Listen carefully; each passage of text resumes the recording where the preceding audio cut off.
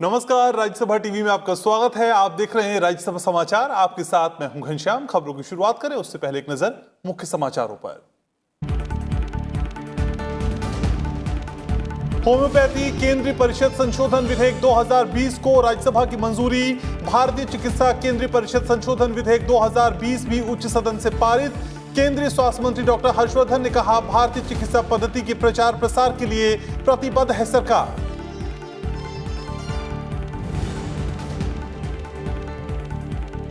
एक साल के लिए मंत्रियों के भत्ते और सांसदों के वेतन में 30% कटौती से जुड़े 2 विधेयक राज्यसभा से पारित। सभी दलों ने विधेयकों का किया समर्थन। कोरोना महामारी से पैदा हालात के मद्देनजर तत्काल जरूरतों को पूरा करने के लिए संसाधन जुटाना मकसद।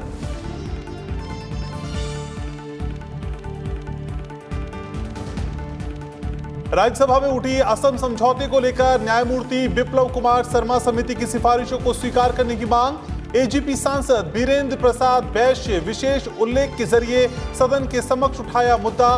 बीजेपी सांसद विकास महात्मे ने महाराष्ट्र में धनगर समुदाय को एसटी का दर्जा देने का किया अनुरोध।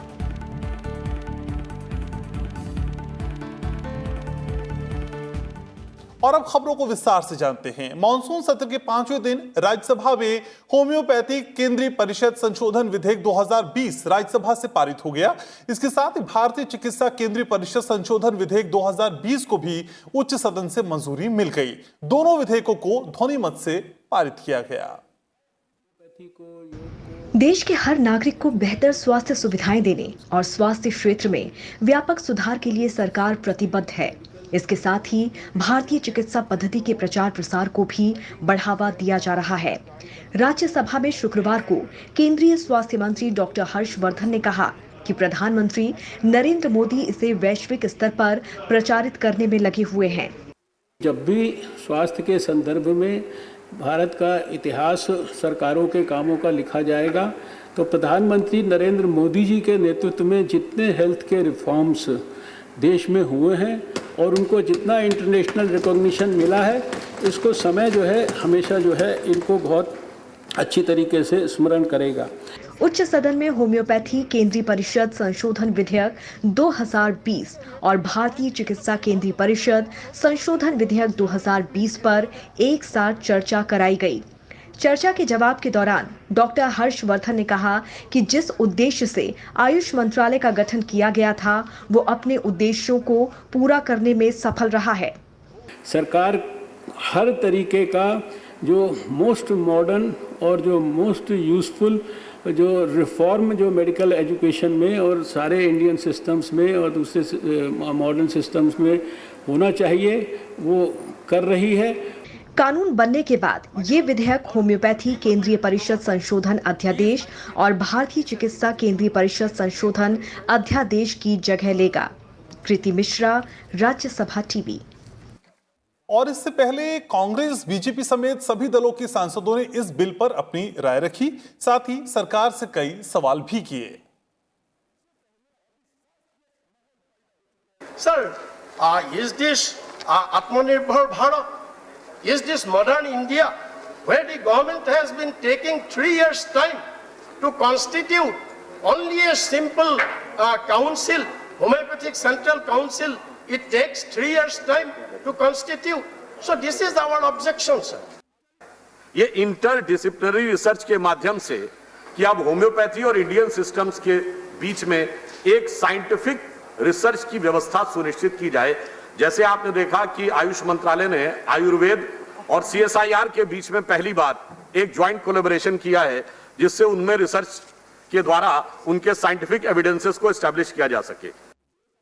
प्राइवेट अस्पताल में कोरोना का मरीज जाए तो एक दिन में 1-1 लाख रुपया चार्ज कर रहे हैं। 1-1 लाख।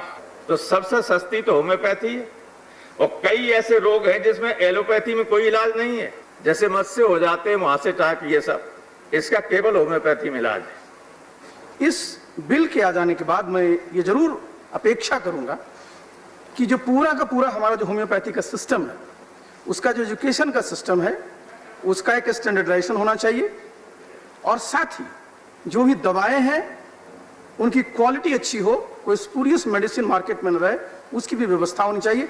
योगा नेचुरोपैथी को आप इसमें शामिल करें। आयुष मंत्रालय बनने के बाद बहुत अच्छा लगा था कि लगा कुछ बहुत बेहतरीन चीज देखने को मिलेंगी वो। और एक जो मैंने पहले कहा था माननीय मंत्री महोदय को कि कई इस तरह की चीजों के नाम पर जो बाजार में चीजें चल रही हैं उस पर अंकुश लगाने की भी व्यवस्था होनी चाहिए। कोरोना महामारी के प्रकोप से निपटने के लिए संसाधन जुटाने की मुहिम में सांसदों के वेतन में कटौती से जुड़े विधेयक पर आज संसद की मुहर लग गई। राज्यसभा में संक्षिप्त चर्चा के बाद इस बिल को मंजूरी दे दी गई। वहीं मंत्रियों के वेतन भत्ते में कटौती से जुड़ा विधेयक भी पारित कर दिया गया। सांसद वेतन भत्ते और पेंशन संशोधन विधेयक 2020 को उच्च सदन से शुक्रवार को पारित कर दिया गया, जबकि लोकसभा से इसे पहले भी मंजूरी मिल चुकी है। राज्यसभा में विधेयक पर चर्चा का जवाब देते हुए संसदीय कार्य मंत्री प्रहलाद जोशी ने कहा कि संकट के समय में सरकार को धन की जरूरत है और संसद को इस संबंध में अपने खर्चों में कटौती कर आदर्श उपस्थित करना चाहिए। ये विधेयक 1 वर्ष की अवधि के लिए सांसदों के वेतन में 30% की कटौती का प्रावधान करता है।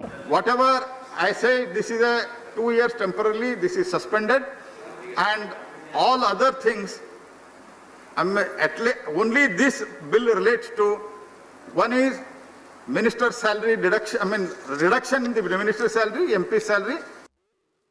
वहीं मंत्रियों के संबलमों और भत्तों से संबंधित संशोधन विधेयक 2020 भी शुक्रवार को पारित हो गया। केंद्रीय गृह राज्य मंत्री जी किशन रेड्डी ने कहा कि महामारी से निपटने के लिए सरकार संसाधन जुटा रही है। ये विधेयक 1 वर्ष की अवधि के लिए मंत्रियों के सत्कार भत्ते में 30% की कटौती का प्रावधान करता है। आदरणीय प्रधानमंत्री ने सोचा है हम एक आदर्श दिखना चाहिए।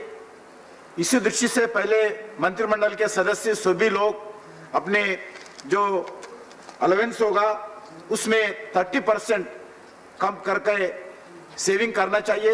ये कितना पैसा है इसका महत्व नहीं है। ये प्रधान सेवक से लेके सभी मंत्री तक सभी लोग कुछ बचत करके लोगों को आदर्श दिखना चाहिए।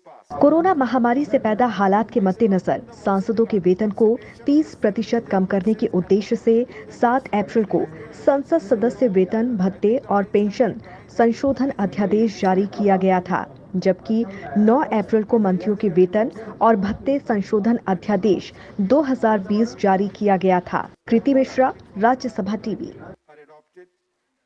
चर्चा के दौरान कांग्रेस समेत ज्यादातर दलों के सांसदों ने विधेयक का समर्थन किया। इस दौरान विपक्षी दलों के सांसदों ने स्थानीय सांसद विकास निधि को बहाल करने का मामला भी उठाया।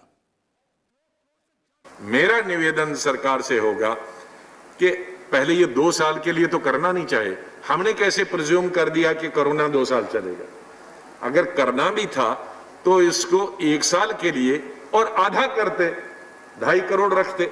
अब ये आप सब सरकार और सभी बोलते हैं कि एमपीज को इन्वॉल्व होना चाहिए। सर खाली हाथ क्या करें? बिल का समर्थन करता हूं और नमन करता हूं। हम उस संस्कृति से आए हैं, तन समर्पित, मन समर्पित और ये जीवन समर्पित। चाहता हूं देश की धरती तुझे कुछ और भी दूं, तुझे कुछ और भी दूं। ये जो बिल लाया है इस बिल का हम समर्थन करते हैं और सर जो बातें जनता के हित में इस सरकार ने लाने की कोशिश की कांग्रेस पार्टी ने, और हमने इसका हर वक्त समर्थन ही किया है। I am asking about my previous MP lot amount, sir. So many MPs are also not getting that previous MP lots. That's why I humbly request the government to look into the matter and give the whatever the arrears for the old MPs, please consider as a very good manner and release the fund as early as possible, sir. मेरी party भी दोनों bill को समर्थन देता है, लेकिन sir सवाल पैसा का नहीं है। ये चाहे सरकार जो बचत करेगा 55 करोड़ रुपया, 60 करोड़ रुपया, सवाल ही हम एक मैसेज देशवासियों को दे रहे हैं कि हम तो खाली उपदेश देते हैं लोगों को, लेकिन हम अपने ऊपर उसको कार्यकारी करें, इसका ये मिसाल है। राज्यसभा में विशेष उल्लेख के तहत सदस्यों ने कई मुद्दे उठाए। एजीपी सांसद बीरेंद्र प्रसाद बैश्य ने असम समझौते को लेकर न्यायमूर्ति बिप्लब कुमार शर्मा समिति की सिफारिशों को स्वीकार करने की मांग उठाई। सांसद विकास महात्मे ने महाराष्ट्र में धनगर समुदाय को एसटी का दर्जा देने की मांग की। सांसद राजीव सातव ने प्याज के निर्यात पर केंद्र सरकार द्वारा लगाए गए प्रतिबंध पर पुनर्विचार करने का आग्रह किया। implementation of Justice Biplab Sharma recommendation to implement Assam Accord. That's what I'm saying. You are saying no, sir. Sharma submitted report on 20 February. Government has given the assurance. Right. Maharashtra में धनगर कम्युनिटी को जो schedule tribe status है उस पर अमल करने के बारे में यह विषय है। केंद्र सरकार द्वारा प्याज के निर्यात पर जो निर्यात का प्रतिबंध लगा है वो अधिसूचना हटाने का मेरा ऑनियन एक्सपोर्ट का बैन हटाना चाहिए। भारत सरकार ने कोविड-19 के कारण अप्रैल से नवंबर 2020 के दौरान प्रधानमंत्री गरीब कल्याण अन्न योजना के तहत करीब 323 लाख टन खाद्यान्नों का आवंटन किया है। राज्यसभा में आज प्रभाकर रेड्डी वेमिरेड्डी के सवाल के लिखित जवाब में उपभोक्ता मामले, खाद्य और सार्वजनिक वितरण राज्य मंत्री दानवे राव साहेब दादाराव ने बताया कि आत्मनिर्भर भारत पैकेज के तहत भी 8 लाख टन खाद्यान्नों का निःशुल्क आवंटन हुआ है। ये राष्ट्रीय खाद्य सुरक्षा अधिनियम के नियमित आवंटन से अलग है। कोविड-19 के कारण राज्यों की विशेष मांग पर 1 मई से 31 अगस्त 2020 के दौरान 4,621 श्रमिक स्पेशल गाड़ियां चलाई गई, जिनसे 63.19 लाख यात्रियों को उनके गृह राज्य तक पहुंचाया गया। ये गाड़ियां राज्य सरकारों की मांग पर चलाई गईं। इससे राज्य सरकारों या उनके प्रतिनिधियों से 433 करोड़ रुपए का किराया वसूला गया, लेकिन इन गाड़ियों के परिचालन में रेलवे को फायदा नहीं बल्कि हानि हुई। सांसद इलामारम करीम के एक सवाल के जवाब में रेल मंत्री पीयूष गोयल ने यह जानकारी दी। सरकार की ओर से लगातार किए जा रहे प्रयासों के चलते भारत में जैविक खेती का दायरा काफी बढ़ गया है। 2014 में यह दायरा 11.13 लाख हेक्टेयर था, जो 2020 में 29.17 लाख हेक्टेयर हो गया है। राज्यसभा में सांसद केसी रामामूर्ति के एक सवाल के जवाब में कृषि और किसान कल्याण मंत्री नरेंद्र सिंह तोमर ने यह जानकारी दी। कार्यवाही की शुरुआत में कर्नाटक से राज्यसभा सांसद अशोक गस्ती और कपिला वात्स्यायन के निधन पर श्रद्धांजलि दी गई। सभापति एम वेंकैया नायडू ने सांसद अशोक गस्ती के निधन पर शोक व्यक्त करते हुए कहा कि देश ने एक सक्षम सांसद और जमीन से जुड़े नेता को खो दिया है। श्री गस्ती strived for the upliftment of backward classes and served as the chairperson of the Karnataka State Backward Class Development Corporation. Shri Gasti was elected to this house very recently, on 26th June 2020, from the state of Karnataka. I know him right from his student days. A very dynamic and active grassroots level person. इसके बाद सदन में प्रख्यात कलाविद और राज्यसभा की मनोनीत सदस्य रही कपिला वात्स्यायन के निधन पर श्रद्धांजलि दी गई। पद्म विभूषण से सम्मानित कपिला वात्स्यायन का 91 वर्ष की आयु में निधन हो गया था। सदन में कुछ पलों का मौन रखा गया। उसके बाद कार्यवाही आधे घंटे तक के लिए स्थगित कर दी गई। Kapila Vatsyayan served as a nominated member of this house twice, from February 2006 to March 2006, and again from April 2007 to February 2012. In the passing away of Dr. Srimati Kapila Vatsyayan, the country has lost an erudite scholar, an academician par excellence, a flag bearer of Indian culture and a distinguished parliamentarian. तो इसी के साथ राज्यसभा समाचार में मेरे साथ इतना ही। एक छोटा सा ब्रेक, टीना के साथ देखिए आगे राज्यसभा न्यूज।